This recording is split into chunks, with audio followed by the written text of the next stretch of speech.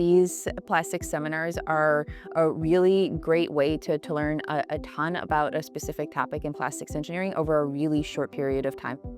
My name is Amy Peterson, and I am a professor in the Department of Plastics Engineering at UMass Lowell, and I'm one of the instructors for one of our plastics seminars. The students who are in our seminars get to, come here and do some hands-on learning about topics across plastics engineering. So we offer seminars that are related to plastics design, to plastics processing, and to plastics materials. So our plastics seminars are structured such that they're between typically like 2 to 5 days in length. Many of them are like 3 to 4 days, and they often have a mixture of lecture style content and then in the lab content, because we have these amazing facilities that we get to take advantage of. And so I do know that our plastics seminars offerings have evolved over time. We've been offering them for over 30 years. We get feedback from each class that comes through, and we take that feedback seriously in terms of thinking about, how do we update our offerings to be the most valuable to our students.